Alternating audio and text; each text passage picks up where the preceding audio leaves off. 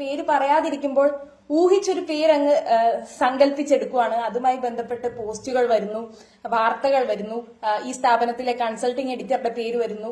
അപ്പൊ അങ്ങനെ തെറ്റ് ചെയ്യാത്തൊരു വ്യക്തി ഇങ്ങനെ ചെയ്തു എന്ന രീതിയിൽ ഒരുപാട് പോസ്റ്റുകൾ കണ്ടു. അതൊന്നും ശരിയായ കാര്യമാണ് എന്ന് എനിക്ക് തോന്നുന്നില്ല. ഞാൻ ഈ പേര് പറയാത്തത് കൊണ്ടായിരിക്കും നിങ്ങൾക്ക് തോന്നിയൊരു പേര് അങ്ങ് എടുത്തത് എന്ന് തോന്നുന്നു. പക്ഷെ അങ്ങനെയല്ല. ഈ കൺസൾട്ടിംഗ് എഡിറ്ററോ അല്ലെങ്കിൽ ഈ എഡിറ്റോറിയൽ അംഗങ്ങളോ ആരും തന്നെയല്ല. ആ സ്ഥാപനത്തിൽ ജോലി ചെയ്യുന്ന ഒരു വ്യക്തിയായിരുന്നു, ഇപ്പോഴും ജോലി ചെയ്യുന്നുണ്ട്, ഡെസ്കിൽ ജോലി ചെയ്യുന്ന ഒരു വ്യക്തിയാണ്. അപ്പോൾ ഇനിയും എന്നെ പോലെ തന്നെ ഒരുപാട് പേര് അവിടെ ജോലിക്ക് വരും, അല്ലെങ്കിൽ ഇപ്പോഴും ജോലി ചെയ്യുന്നവരുണ്ട്. അവർക്കൊക്കെ അവിടെ സേഫായി വർക്ക് ചെയ്യാനൊരു എൻവയൺമെന്റ് ഉണ്ടാവണം. അതാണ് ഞാൻ ആഗ്രഹിക്കുന്നത്.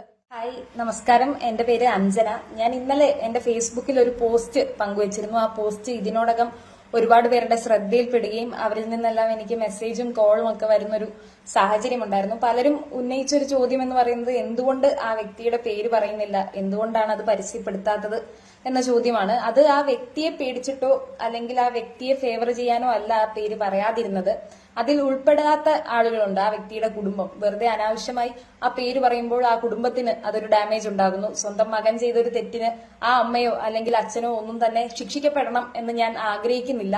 ഇങ്ങനെയുള്ള സംഭവങ്ങൾ ഇനി ആവർത്തിക്കരുത്. അതുകൊണ്ടാണ് ഇതിപ്പോൾ അഡ്രസ് ചെയ്യുന്നത്. ഇപ്പോ നമുക്കറിയാം ഇങ്ങനത്തെ സംഭവങ്ങളൊക്കെ ചർച്ച ചെയ്യുന്നുണ്ട്, മാധ്യമങ്ങളെല്ലാം തന്നെ ചർച്ച ചെയ്യുന്നുണ്ട്. അപ്പോൾ ഈ മാധ്യമ സ്ഥാപനങ്ങൾക്കുള്ളിലും ഇങ്ങനെ ചില ആളുകളുണ്ട്. ചില ആളുകൾ മാത്രമാണ് കേട്ടോ, എല്ലാവരും ഇങ്ങനെയാണ് എന്നല്ല പറയുന്നത്. ചില ആളുകൾ അങ്ങനെയുണ്ട്. അങ്ങനെയുള്ളവരെ തിരിച്ചറിയാൻ കഴിയണം, അല്ലെങ്കിൽ അവർക്കൊരു താക്കീത് കൊടുക്കാൻ കഴിയണം. അവർക്കെതിരെ നിയമ നടപടി ഉണ്ടാകണം. അത് ആ സ്ഥാപനത്തിനുള്ളിൽ നിന്നാണെങ്കിലും അല്ലെങ്കിലാണെങ്കിലും. ഇപ്പോൾ ഞാനിതൊരു നിയമ നടപടിയുമായി മുന്നോട്ട് പോകാൻ ആഗ്രഹിക്കുന്നില്ല. ഞാനിപ്പോൾ തൽക്കാലം എന്തായാലും ഈ ഫീൽഡിൽ പ്രവർത്തിക്കുന്നില്ല എന്നൊരു തീരുമാനമാണ് എടുത്തിരിക്കുന്നത്. പിന്നെ എനിക്ക് ബുദ്ധിമുട്ടായി തോന്നിയ കാര്യം എന്ന് പറയുന്നത്, ഒരു പേര് പറയാതിരിക്കുമ്പോൾ ഊഹിച്ചൊരു പേരങ്ങ് സങ്കല്പിച്ചെടുക്കുവാണ്. അതുമായി ബന്ധപ്പെട്ട് പോസ്റ്റുകൾ വരുന്നു, വാർത്തകൾ വരുന്നു, ഈ സ്ഥാപനത്തിലെ കൺസൾട്ടിംഗ് എഡിറ്ററുടെ പേര് വരുന്നു.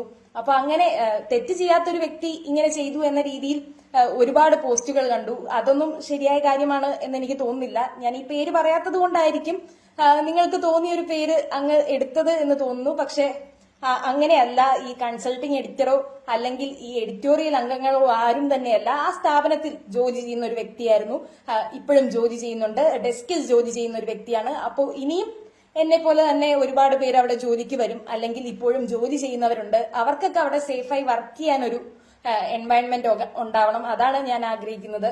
ഇപ്പോ എന്നോടാണെങ്കിലും ഞാനിപ്പോൾ പഠിക്കാൻ കയറി, അപ്പൊ അവിടുത്തെ കുട്ടികളാണെങ്കിലും ഒക്കെ തന്നെ ചോദിക്കുന്ന ഒരു പ്രധാനപ്പെട്ട കാര്യം എന്ന് പറയുന്നത്, ഈ ഫീൽഡ് എങ്ങനെയാണ് ഈ ഫീൽഡിലേക്ക് എത്തുന്നത്, ജോലി സാധ്യത എങ്ങനെയാണ്. അങ്ങനെ വളരെ ക്യൂരിയസ് ആയിട്ട് ഈ ജേർണലിസം ഫീൽഡിലേക്ക് വരാൻ ആഗ്രഹിക്കുന്ന ഒരുപാട് കുട്ടികളുണ്ട്. അപ്പൊ അവർക്കെല്ലാം തന്നെ സേഫായ രീതിയിൽ ജോലി ചെയ്യാൻ കഴിയണം. അപ്പൊ അതിന് ഇതുപോലുള്ള ആളുകളെ മാറ്റി നിർത്തണം, അല്ലെങ്കിൽ അവർക്ക് കൃത്യമായ താക്കീത് നൽകണം.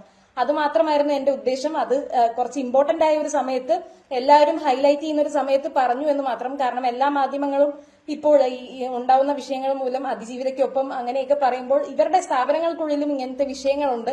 ആ വിഷയങ്ങളിലേക്കും ശ്രദ്ധ ചെല്ലണം എന്ന് മാത്രമേ ഞാൻ ഉദ്ദേശിച്ചുള്ളൂ.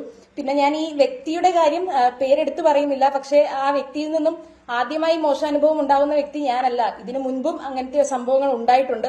എന്നിട്ടും ഇപ്പോഴും അയാൾ ജോലി ചെയ്യുന്നു, അയാൾ മാന്യനായി നടക്കുന്നു എന്നതിലാണ് സങ്കടം. അപ്പോൾ ആ വ്യക്തിയുടെ പേര് പറയുന്നില്ല. എന്നാലും ആ വ്യക്തി ആരാണെന്ന് അടുത്ത വൃത്തങ്ങൾക്കെല്ലാം തന്നെ അറിയാം, സ്ഥാപനത്തിലുള്ളവർക്കെല്ലാം തന്നെ അറിയാം. ഒരു താക്കീത് നൽകിയാൽ മതി. പറഞ്ഞു വിടണമെന്നോ ഒന്നും തന്നെ പറയുന്നില്ല. കൃത്യമായ താക്കീത് നൽകിയാൽ ചിലപ്പോൾ നന്നാവുമായിരിക്കും എന്ന് പ്രതീക്ഷിക്കുന്നു.